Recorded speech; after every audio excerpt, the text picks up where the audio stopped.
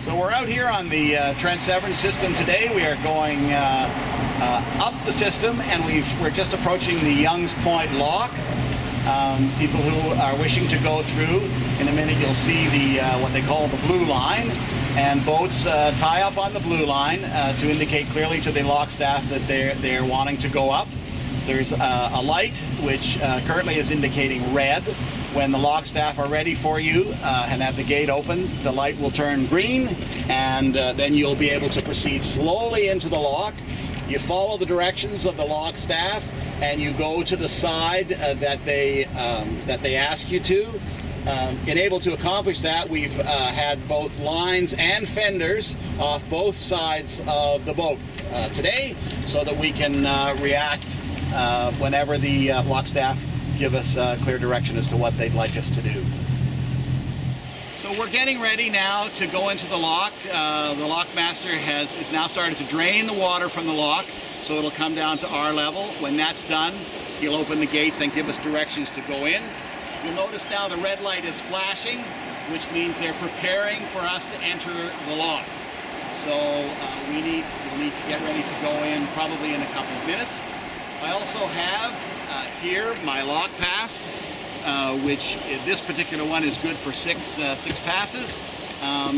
The system also issues passes for a whole season and single day return passes, and you can buy them as you're going before you go into the lock.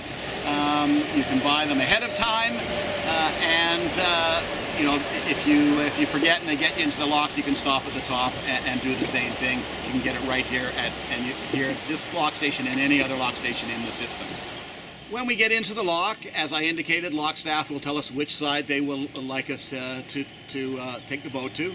When we get in there, down each wall, you'll see cables, steel cables that are rubber wrapped.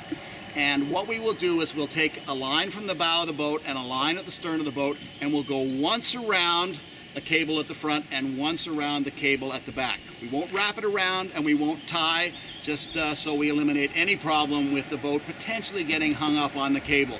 Then the line will be able to go up the cable as the boat rises and when the lock fills, and then when we're coming downstream, that line will be able to drop down as the boat drops down in the lock before we leave. At the front of the lock, we're going to see a sign which is clearly posted. It indicates that the engine needs to be turned off.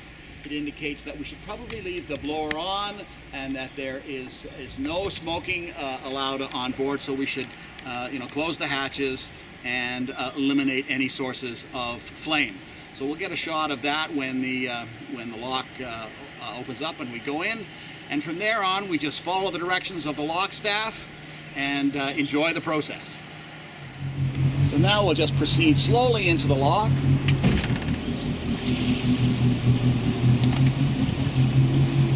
And because the lock staff are on the starboard side, we'll choose that side so they can give us any instructions that they wish to do.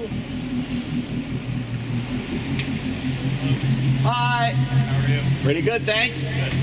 You can grab any cable that you'd like.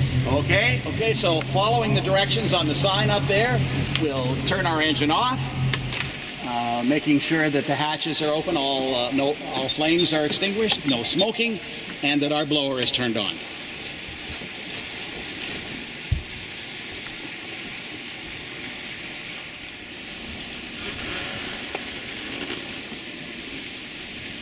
So our lines are wrapped just once around behind the cable. This will allow them to slide up and down freely as the boat rises in the lock. Gates are now closing. As soon as they're closed, the lock will begin to fill up. When it's full, they'll open the front gates and they'll give us instruction to start the engine and leave the lock.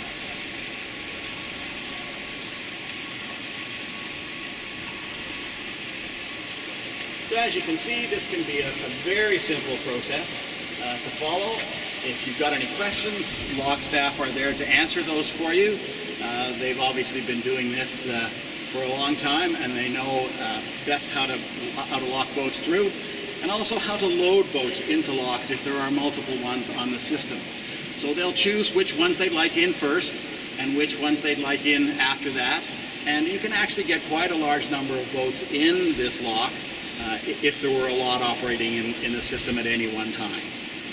When you're going up to the next lock, especially if they're close at hand, like they are when you're coming up the system between Peterborough and Lakefield here, there is no point in going fast. They'll wait until all the boats in the group are there. So if you go fast, all you'll be doing is sitting there at the lock waiting for the next boat to come along and come on in behind you. So take it slow and enjoy the day. North of this lock, you'll find there's quite a distance. You're going to go through Clear Lake and then into Stony Lake before you hit the lock up at Burley Falls. So certainly follow the signage, follow the direction for speed, and again, enjoy your day. So you can clearly see that the water activity is fairly aggressive here in the lock as it's filling up. And there is actually, I can feel against the cable, I can feel a bit of current against the boat. So that's why it's good to keep good control of the boat against the wall. I've also suggested that you might want to consider having very cheap cotton gloves. They're available at any safety supply company. You can buy them in packs of 10. They've got little rubber dimples on the palm side. They'll help avoid rope burn, and they'll help avoid all the yucky mess on the side of the lock on your hands. And then at the end of the day, you can simply take them and throw them in the washer and reuse them. Or if they get too grungy, say bye-bye and get another pair. Okay, you'll notice the line is wrapped very loosely around the cable. And at the top of the cable, now we're nearing the top of the lock, you'll notice a ring. Under no circumstances attempt to tie the line to that ring. When the water drops, it can hang up the side of the boat and you could be in for a very serious capsize. So just do as is indicated here. The line once around the cable, quite lightly, allows you to maintain control and allows free motion of the boat up and down. Someone's pushing on.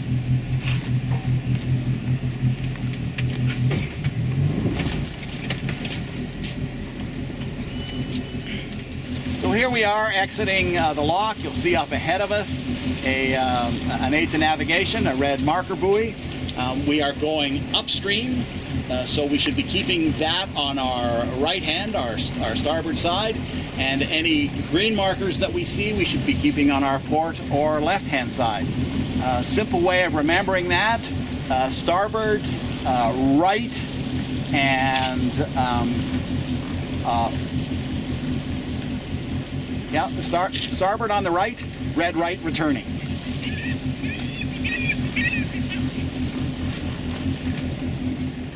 Here we are now approaching the Young's Point lock again, going downward bound, and you will see on our right hand side there's a blue line where we would tie up to indicate clearly to the lock staff that we wanted to come through. In this case, they're already prepared for us, and you can see that the green light is on, indicating that we can proceed slowly into the lock.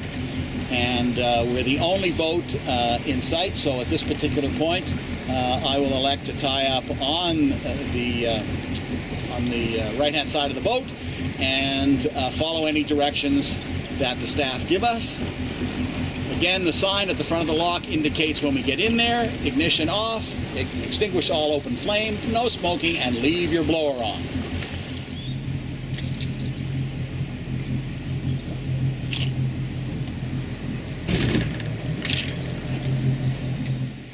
Lock staff will make sure everything is clear down below, and when they're ready to go, they'll begin releasing the water from the lock, and we'll slowly drop down till we're even with the water on the bottom side.